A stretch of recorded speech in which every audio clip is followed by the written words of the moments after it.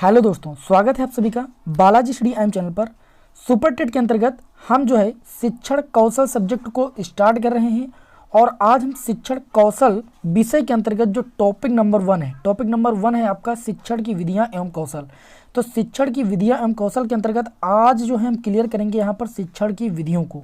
देखिए, आप topic wise अगर पढ़ोगे तो आपकी तैयारी बहुत ही बेस्ट जाएगी। यहाँ पर देखिए, मैं आपको शिक्षण कौशल विषय का जो है सिलेबस आपको दिखा देता हूँ। इसमें सबसे पहले आपको पढ़ना रहेगा शिक्षण की विधियां एवं कौशल, शिक्षण अधिगम के सिद्धांत, वर्तमान भारतीय समाज एवं प्रारंभिक शिक्षा, समावेशी शिक्षा, प्रारंभिक शिक्षा के नवीन प्रयास, शैक्षिक मूल्यांकन एवं मापन, आरंभिक पठन कौशल, शैक्षिक प्रबंधन एवं प्रशासन। इतने टॉपिक आप सभी लोगों को क्लियर करने हैं, तब जाके आपके 10 नंबर जो है सुपर टेट में जाके तैयार हो जाएंगे। ठीक है, तो यहाँ पर देखिए, मैं आप सभी लोगों को सारे टॉपिक जो है अच्छी तरीके से पढ़ाने वाला हूँ। तो चैनल पर नए होंगे तो चैनल को सब्सक्राइब जरूर कर लेना। आज की क्लास में हम यहाँ पर डिस्कस करेंगे शिक्षण की विधियों को। ठीक है, सभी प्रकार की जो भी महत्वपूर्ण शिक्षण विधियाँ हैं आपके एग्जाम में जिससे संबंधित प्रश्न पूछे जाते हैं, उन सारी विधियों को यहाँ पर हम डिस्कस करेंगे। ठीक है, देखिए, शिक्षण कौशल विषय के अंतर्गत आज हम यहाँ पर आप लोगों को बताएंगे शिक्षण विधियाँ। ठीक है, और जो कौशल है वो आप लोगों को नेक्स्ट वीडियो में हम आप लोगों को बताएंगे शिक्षण कौशल। तो शिक्षण विधियों की बात करें तो जिन विधियों के माध्यम से ठीक है शिक्षण कार्य किया जाता है वे शिक्षक विधियाँ कहलाती हैं, शिक्षण विधियाँ कहलाती हैं। शिक्षण विधियाँ देखिए, हम यहाँ पर 2 पार्टों में इनको डिवाइड किए हैं, एक अध्यापक केंद्रित और एक छात्र केंद्रित। अध्यापक केंद्रित का मतलब क्या होता है कि जिसमें जो है जिन में जो है अध्यापक अधिक क्रियाशील रहता है। ठीक है, मतलब जिन विधियों में अध्यापक अधिक क्रियाशील रहता है वो आपकी अध्यापक केंद्रित शिक्षण विधियाँ कहलाती हैं, और जिन विधियों में छात्र अधिक क्रियाशील रहता है वे आपकी क्या होती है, छात्र केंद्रित शिक्षण विधियाँ कहलाती हैं।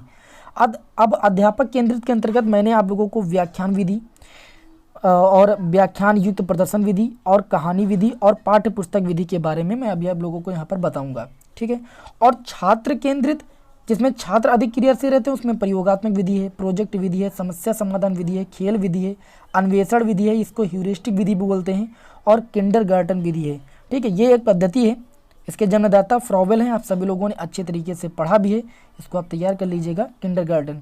ठीक है, अब यहाँ पर देखिए, इसमें एक और भी अन्य प्रकार की विधि आती है जिसमें जो आपके अध्यापक होते हैं और जो आपके छात्र होते हैं। देखिए, यहाँ पर तो मैंने बताया कि अध्यापक केंद्रित, यहाँ पर छात्र केंद्रित, इसमें छात्र अधिक क्रियाशील रहते हैं, लेकिन वे विधियाँ जिसमें जो है अध्यापक और छात्र दोनों सक्रिय रहते हैं, ठीक है, क्रियाशील रहते हैं, उसमें देखिए कौन कौन सी विधियाँ आती है। उसमें आती है वाद विवाद विधि। ठीक है, यानी ग्रुप डिस्कशन जहाँ पर होता है, और वाद विवाद विधि के जो जन्मदाता हैं वो प्लेटो हैं। आगमन निगमन विधि, इसके जो जन्मदाता हैं प्रतिपादक हैं अरस्तु जी हैं। विश्लेषण संश्लेषण विधि, अब इसके बारे में भी डिस्कस करेंगे यहाँ पर। प्रश्नोत्तर विधि, प्रश्नोत्तर विधि के जो जन्मदाता हैं वो सुकरात हैं। कौन है भाई? सुकरात हैं। ये आप सभी को याद रखना है, डायरेक्ट क्वेश्चन आपके एग्जाम में आता है कि प्रश्नोत्तर विधि के जो जन्मदाता हैं वो कौन है, तो सुकरात हैं। वाद विवाद विधि के जन्मदाता प्लेटो हैं। आगमन निगमन विधि के जन्मदाता कौन है? अरस्तु जी हैं। तो अब यहाँ पर सबसे पहले हम बात करते हैं कौन सी विधि पर? व्याख्यान विधि पर।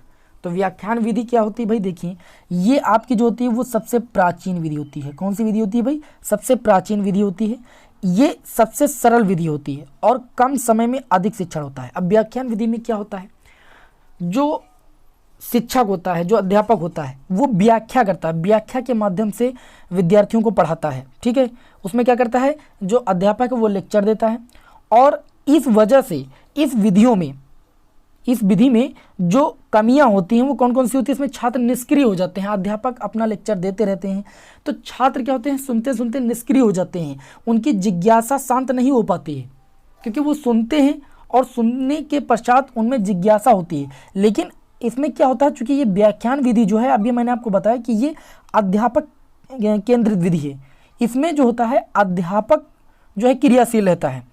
तो अध्यापक क्रियाशील रहता है, यानी अध्यापक लेक्चर के माध्यम से जो विद्यार्थियों को पढ़ाता है, इस वजह से इसमें छात्र निष्क्रिय रहते हैं और जिज्ञासा उनकी शांत नहीं रहती। तो ये होती है व्याख्यान विधि की कमियां। और जो व्याख्यान विधि ये सबसे प्राचीन विधि है और सबसे सरल विधि मानी गई है। सबसे कम समय में अधिक शिक्षण इस विधि के माध्यम से किया जाता है। क्लियर हुई इतनी बात? आगे अगली विधि है आपकी व्याख्यान युक्त प्रदर्शन विधि। यानी व्याख्या, यानी टीचर लेक्चर तो देगा ही, लेक्चर के साथ साथ क्या करेगा भाई, प्रदर्शित भी करेगा, जिसके बारे में जो बताएगा उसको प्रदर्शित करके भी दिखाएगा। इसमें देखिए व्याख्यान युक्त प्रदर्शन विधि में शिक्षक प्रदर्शित करते हुए व्याख्या करता है, जिसके बारे में बताता है उसको प्रदर्शित करते हुए उसके बारे में व्याख्या करता है। इसमें भी क्योंकि मैंने अभी बताया कि जो व्याख्यान युक्त प्रदर्शन विधि है ये भी आपकी क्या है, अध्यापक केंद्रित है विधि है, अध्यापक केंद्रित विधि है। इसमें अध्यापक जो है अधिक क्रियाशील रहता है, तो इसलिए यहाँ पर इसमें बताया गया कि शिक्षक अधिक क्रियाशील रहता है किसमें, व्याख्यान युक्त प्रदर्शन विधि में। क्योंकि शिक्षक क्या होता है भाई, व्याख्या करता है, लेक्चर के माध्यम से बच्चों को समझाता है, ठीक है। और उसके बाद अगली विधि आपकी आती है, कौन सी विधि आती है, कहानी विधि। भाई कहानी विधि आप सभी लोगों ने पढ़ा है, और जो इस विधि का प्रयोग किया जाता है वो प्राथमिक स्तर के बच्चों को पढ़ाने हेतु किया जाता है। कहानी विधि का जो प्रयोग है वो प्राथमिक स्तर के बच्चों को पढ़ाने हेतु किया जाता है। इससे क्या होता है, बच्चों में कल्पना शक्ति का संचार होता है। कहानी विधि के माध्यम से बच्चों में कल्पना शक्ति का संचार होता है, ठीक है, याद रखिएगा, बहुत ही इंपॉर्टेंट विधि है। और उसके बाद अगर हम बात करें, यहाँ पर आपसे पूछा जा सकता है प्रश्न कि कहानी विधि का प्रयोग किस स्तर के बच्चों को पढ़ाने हेतु किया जाता है, प्राथमिक, माध्यमिक, उच्च स्तरीय, तो आप बताओगे प्राथमिक स्तर के बच्चों हेतु, है ना, कहानी विधि का। आगे अगली विधि है आपकी पाठ्य पुस्तक विधि। कौन सी विधि भाई, पाठ्य पुस्तक विधि। तो पाठ्य पुस्तक विधि में क्या होता है कि अध्यापक शब्दों का अर्थ बताते हुए शिक्षण कार्य करता है, यानी पुस्तक को पढ़ते पढ़ते उसमें जो भी शब्द होते हैं उनका अर्थ बताते हुए शिक्षण कार्य करता है। इस विधि को हम कहते हैं पाठ्य पुस्तक विधि। समझ गया, पाठ्य पुस्तक विधि में क्या होता है कि शिक्षक क्या होता है, पुस्तक को पढ़ाते समय शब्दों का अर्थ भी बताता है, ये होता है पाठ्य पुस्तक विधि में। फिर उसके बाद आगे बात करते हैं आगमन विधि। सबसे देखिए यहाँ पर, ठीक है, आगमन विधि। तो आगमन विधि बहुत ही इंपॉर्टेंट है। आगमन विधि के जो प्रतिपादक हैं वो आपके अरस्तु हैं। कौन है भाई, आगमन विधि के प्रतिपादक आपके अरस्तु जी हैं। और आगमन विधि में सूत्र की ओर आना, उदाहरण से सूत्र की ओर निगमन करना बताया जाता है, सरल से कठिन की ओर, ठीक है, और ज्ञात से अज्ञात की ओर, और विशिष्ट से सामान्य की ओर, ये सब बातें आप लोगों को बताई जाती हैं आगमन विधि में। आगमन विधि में क्या होता है, सूत्र की ओर आना इसमें बताया जाता है, और इसमें उदाहरण से सूत्र का निगमन करना बताया जाता है। आगमन विधि में उदाहरण पहले दिया जाता है, और उदाहरण देने के साथ साथ फिर सूत्र का निगमन करना बताया जाता है, यानी सूत्र को उत्पन्न करना बताया जाता है। आगमन विधि में सरल से कठिन की ओर जो है ले जाया जाता है। मतलब आगमन विधि में क्या होता है कि पहले सरल, और सरल से फिर कठिन की ओर ले जाया जाता है पढ़ाने के वक्त, ठीक है। उसके बाद ज्ञात से अज्ञात की ओर, जो ज्ञात होता है उससे फिर अज्ञात की ओर ले जाया जाता है आगमन विधि में। विशिष्ट से सामान्य की ओर ले जाया जाता है आगमन विधि में। और इस विधि का जो प्रयोग है वो छोटी कक्षाओं हेतु किया जाता है, ठीक है। छोटी कक्षाओं में पढ़ाने हेतु जो है आगमन विधि का प्रयोग किया जाता है। फिर अगली विधि है आपकी निगमन विधि। निगमन विधि के जो प्रतिपादक है वो अरस्तु जी हैं, और इस विधि में ये जो विधि होती है ये आगमन विधि की विपरीत विधि होती है। और इसमें क्या होता है, देखिए अभी आगमन विधि में मैंने आपको बताया, ठीक है, ध्यान दीजिएगा, आगमन विधि में उदाहरण से सूत्र की ओर बताया, और निगमन विधि में इसका उल्टा कर दीजिए, सूत्र से उदाहरण की ओर, ठीक है। बिल्कुल इसमें बताया नहीं कि आगमन विधि के विपरीत, यानी इसमें नियमों के बाद उदाहरण को बताया जाता है। उसमें ज्ञात से अज्ञात की ओर, इसमें अज्ञात से ज्ञात की ओर, उसमें विशिष्ट से सामान्य की ओर, इसमें सामान्य से विशिष्ट की ओर, उसमें सरल से कठिन की ओर, इसमें कठिन से सरल की ओर, ठीक है। और ये जो विधि है निगमन विधि, ये कठिन विषयों हेतु होती है। अब कठिन विषय किसमें आते हैं, उच्च स्तरीय कक्षाओं में। तो निगमन विधि का जो प्रयोग किया जाता है वो उच्च स्तरीय कक्षाओं हेतु किया जाता है, ठीक है। और आगमन विधि का प्रयोग किसमें किया जाता है, छोटी कक्षाओं हेतु किया जाता है। तो क्लियर हो गई ये बात, ठीक है, उम्मीद करता हूँ कि क्लियर हो गई होगी, ठीक है। आप सभी लोगों को अगर ये वीडियो अच्छा लग रहा है तो वीडियो को लाइक ज़रूर कर दीजिएगा। और अगर आपको इसकी पीडीएफ चाहिए तो हमारे Telegram channel Balaji study M, अभी एकदम नया मैंने जो है चैनल क्रिएट किया है, उसको आप ज्वाइन कर लीजिए। वहाँ पर आप सभी को ये पीडीएफ जो है उपलब्ध मैं करा दूंगा। अगली विधि है आपकी विश्लेषण विधि। विश्लेषण का मतलब होता है छोटे छोटे रूप में तोड़कर तब जाके आपको उसको जो है पढ़ाना है, ठीक। तो विश्लेषण विधि में क्या होता है, छोटे छोटे रूपों में तोड़कर जो है शिक्षा प्रदान की जाती है। एक संगठित वस्तु को तथ्यों में तोड़कर बताया जाता है। कठिन विषय हुए तो जो होती है विश्लेषण विधि का उपयोग किया जाता है। और कठिन विषय मैंने अभी बताया कि उच्च स्तरीय कक्षाओं हेतु होती है, ठीक है।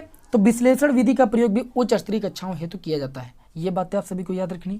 फिर बात करेंगे यहाँ पर संश्लेषण विधि। संश्लेषण विधि जैसे मैंने बताया आगमन विधि के विपरीत निगमन विधि होती है, वैसे विश्लेषण विधि के जो विपरीत विधि होती है वो संश्लेषण विधि होती है। अभी मैंने बताया कि विश्लेषण विधि में क्या होता है कि छोटे छोटे रूपों में तोड़कर बताया जाता है, एक संगठित वस्तु को तथ्यों में तोड़कर बताया जाता है। लेकिन संश्लेषण विधि में क्या होता है, मतलब विश्लेषण विधि के विपरीत यानी संकेंद्रित करके बताया जाता है, अलग अलग तथ्यों को एक करके बताया जाता है, संकेंद्रित किया जाता है। ठीक है, अब अलग अलग तथ्यों को एक करके बताया जाता है और ये जो विधि है ये निम्न कक्षाओं हेतु जो है यूज की जाती है, उपयोग में लाई जाती है, संश्लेषण विधि। ठीक है, फिर अगली विधि है अन्वेषण विधि। इसको ह्यूरिस्टिक विधि मैंने बताया अभी आपको। ठीक है, यह इसको खोज विधि के नाम से भी जाना जाता है। इसके जो जन्मदाता है वो आपके हैं H.E. आर्मस्ट्रांग। कौन है भाई? H.E. आर्मस्ट्रांग। अन्वेषण विधि या ह्यूरिस्टिक विधि, इसमें क्या होता है कि शिक्षक का जो कार्य होता है वो परिस्थिति का निर्माण करना होता है। अन्वेषण विधि में शिक्षक का कार्य परिस्थिति का निर्माण करना होता है। शिक्षक इसमें गौड़ की भूमिका निभाता है और छात्र मुख्य भूमिका निभाता है। ठीक है, शिक्षक का कार्य परिस्थिति का निर्माण करना होता है, इस वजह से शिक्षक यहाँ पर गौड़ की भूमिका निभाता है और छात्र मुख्य भूमिका निभाता है। और जो ये आपकी अन्वेषण विधि होती है या जो खोज विधि होती है ये उच्च स्तरीय, देखिए खोज तो उच्च स्तरीय कक्षाओं के बच्चे ही करेंगे, तो ये विधि जो होती है वो उच्च स्तरीय कक्षाओं हेतु होती है और अनुसंधान समस्या के समाधान में इसका उपयोग किया जाता है। ठीक है, तो ये अन्वेषण विधि आपको याद रखना है कि इसके जो जन्मदाता हैं वो आपके H.E. आर्मस्ट्रांग हैं। ठीक है, अब अगली विधि पर आते हैं, परियोजना विधि। मैंने अभी आपको बताई थी छात्र केंद्रित विधि होती है परियोजना विधि। इसके जो जन्मदाता है वो आपके किलपैट्रिक जी हैं। ठीक है, और इस विधि में क्रमिक रूप से सीखने पर बल दिया जाता है। परियोजना विधि में क्रमिक रूप से सीखने पर बल दिया जाता है। इसके परियोजना विधि के जो जन्मदाता हैं वो किलपैट्रिक जी हैं, इसको आपको याद रखना है। फिर बात करेंगे यहाँ पर खेल विधि, बहुत ही इंपॉर्टेंट विधि है और इसके जनक जो है वो कार्ल वेल्ड कुक हैं। कौन है भाई? कार्ल वेल्ड कुक हैं। खेल विधि के जन्मदाता कौन है? कार्ल वेल्ड कुक हैं। इस विधि में खेल खेल के माध्यम से सिखाया जाता है। खेल विधि में क्या होता है? खेल खेल के माध्यम से सिखाया जाता है। इसमें वस्तु ज्ञान, रंग ज्ञान, आकार ज्ञान, दूरी ज्ञात करना सिखाया जाता है। बच्चों को वस्तु का ज्ञान करना बताया जाता है, रंग ज्ञान, आकार ज्ञान और दूरी ज्ञात करना सिखाते हैं। किस विधि में? खेल विधि में। चूँकि अब बच्चों को सिखाते हैं, बच्चे जो निम्न स्तरीय कक्षाओं हेतु जो है ये इस खेल विधि का प्रयोग होता है। खेल विधि के माध्यम से बच्चों को ही सिखाया जाता है, छोटे बच्चों को, और छोटे बच्चे जो होते हैं निम्न स्तरीय कक्षाएं के होते हैं, निम्न स्तरीय कक्षाओं के होते हैं। तो आज की क्लास में मैंने आप लोगों को खेल विधि के बारे में बताया, इनके जन्मदाता कार्ल वेल्ड कुक आपको याद रखना है। परियोजना विधि के बारे में बताया, इसके जन्मदाता किलपैट्रिक महोदय हैं, इसके बारे में बताया मैंने। अन्वेषण विधि या खोज विधि के बारे में बताया, इसके जन्मदाता H.E. आर्मस्ट्रांग का याद रखना है। इसमें शिक्षक जो होता है वो गौड़ की भूमिका निभाता है और छात्र जो होता है मुख्य भूमिका निभाता है। ठीक है, संश्लेषण विधि बताया जो कि आपकी विश्लेषण विधि के विपरीत होती है। ठीक है, आपको निगमन विधि और आगमन विधि के बारे में बताया। निगमन विधि आगमन विधि का क्या होता है? विपरीत होता है और इसके प्रतिपादक आगमन और निगमन विधि के प्रतिपादक अरस्तु जी हैं, ये भी आप सभी को पता हो गया। पाठ्य पुस्तक विधि, कहानी विधि मैंने बताया, कहानी विधि प्राथमिक स्तर के बच्चे हेतु होता है। ठीक है, व्याख्यान युक्त प्रदर्शन विधि, व्याख्यान विधि, इन सब के बारे में मैंने आप लोगों को बताया। ठीक है, अच्छे तरीके से मैंने आप लोगों को जो शिक्षण कौशल का ये पहला टॉपिक था, शिक्षण की विधियां एवं कौशल, जिसमें से मैंने शिक्षण की विधियों को इस क्लास में डिस्कस कर दिया है। उम्मीद करता हूं इस छोटी सी क्लास के माध्यम से आप सभी लोगों का जो पहला टॉपिक है शिक्षण की विधियां, ये आप सभी लोगों को अच्छे तरीके से समझ में आ गया होगा। इसी तरीके से आगे जो है वीडियो पाने के लिए आप हमारे चैनल को सब्सक्राइब जरूर कर लीजिएगा। मिलते हैं आपको नेक्स्ट वीडियो में। जय हिंद, वंदे मातरम।